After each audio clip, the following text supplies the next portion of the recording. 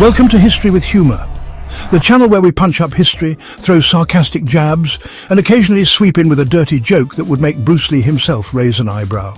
Today we're talking about Bruce Lee, the martial arts master, Hollywood game changer, and philosophical badass who taught us to be water. Seriously, the man was like the Dos Equis guy.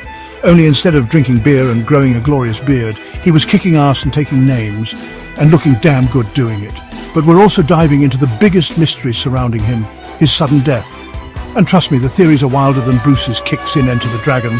We're talking crazier than a pigeon wearing a monocle and riding a unicycle through a retirement home crazy. So grab your nunchaku, stretch those hamstrings, and get ready for a ride.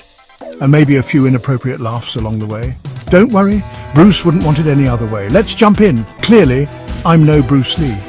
But hey, we can all dream, right? So whether you're a martial arts enthusiast, a history buff, or just here for the laughs, stick around, we've got a lot to unpack.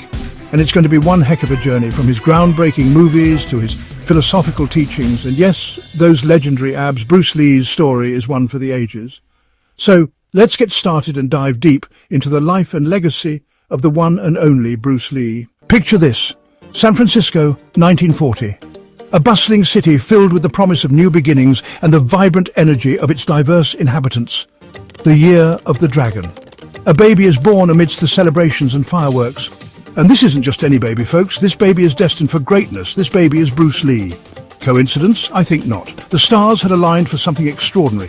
It's like the universe was like, hold my fortune cookie. I'm about to unleash some serious badassery on the world. Bruce grows up in Hong Kong, acting in movies as a child star. His charisma and talent were evident from a young age. Is that right? He was kicking ass and taking names before most of us could even tie our own shoes. He was probably the only kid who could give you a roundhouse kick while solving math problems. Fast forward to his teenage years, and Bruce is, well, let's just say he was a bit of a handful. He loved street fighting more than a Kardashian loves a selfie. Seriously, the guy couldn't walk down the street without getting into a brawl. His parents were like, okay, that's it. We're sending you to America before you get arrested. Also, off to the US Bruce goes, but instead of becoming a greaser or joining a boy band, he decides to become a philosopher. Because of course he did. The man was full of surprises. He studied philosophy, taught martial arts, and basically charmed the pants off everyone he met. And by pants, I mean metaphorical pants. Don't get any weird ideas?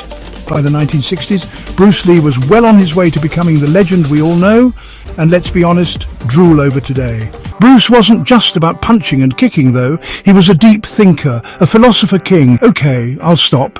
But seriously, the man had brains to match his brawn. He developed his own martial arts style, Jeet Kune, which was all about efficiency.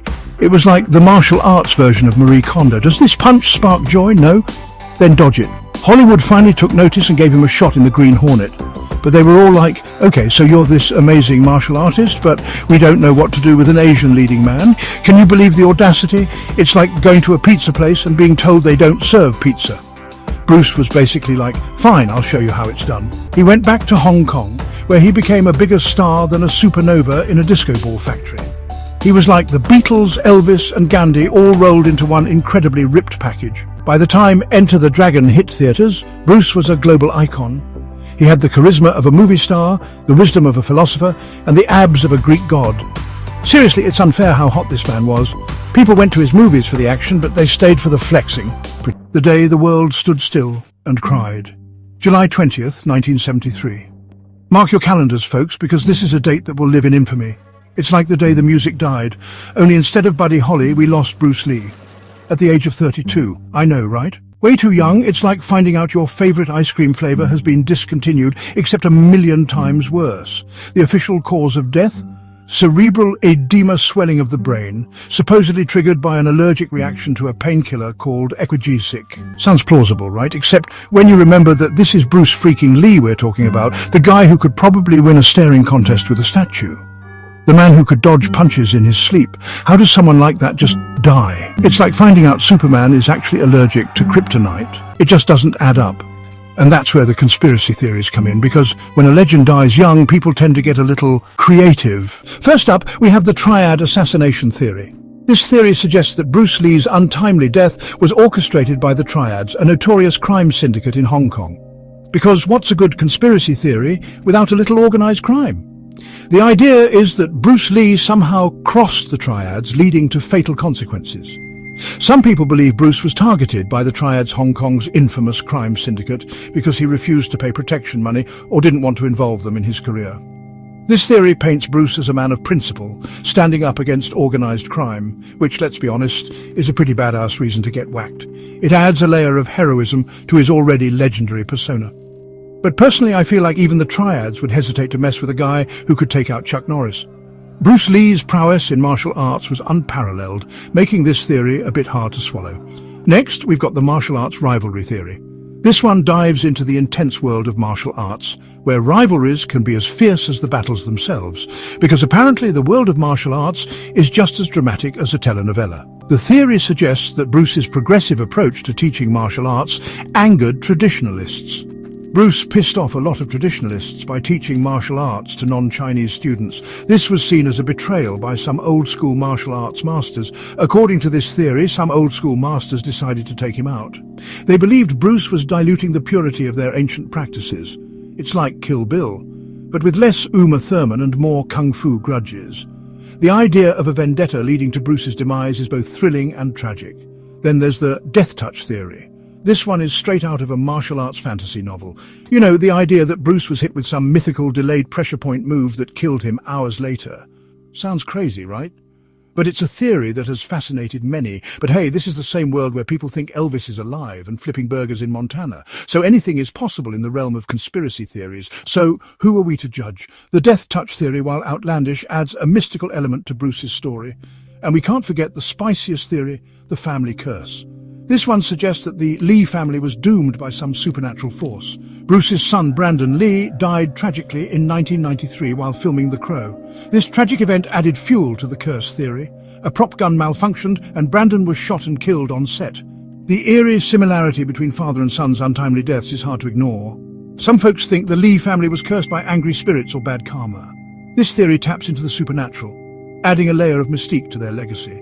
It's like a martial arts soap opera, dramatic, tragic, and probably not real, but it makes for a compelling story. Finally, we've got the overtraining theory. This one is grounded in reality and focuses on Bruce's intense physical regimen. Bruce had 1% body fat, which, let's be real, is less than most of us have in cookie crumbs on our keyboards. His dedication to fitness was extreme. His extreme training, combined with dehydration and stress, might have pushed his body past its limit. This theory suggests that his relentless pursuit of perfection led to his downfall. It's like when your phone overheats because you've been on TikTok for 6 hours, only, way worse. Bruce's body, like an overworked machine, simply couldn't keep up. Regardless of which theory you believe, one thing's for sure: Bruce Lee's death only added to his legend. His mysterious demise has kept his legacy alive and thriving. You can't kill a legacy that kicks harder than reality itself. Bruce Lee remains an indomitable force in the world of martial arts and beyond. Water be water, my friends, and don't forget the side effects.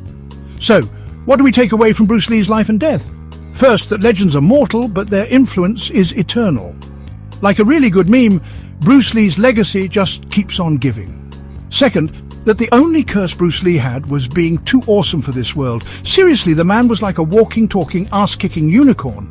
And finally, if someone ever offers you a painkiller named Equagesic, maybe read the side effects first. Or, just stick to aspirin. It's less likely to be featured in a conspiracy theory.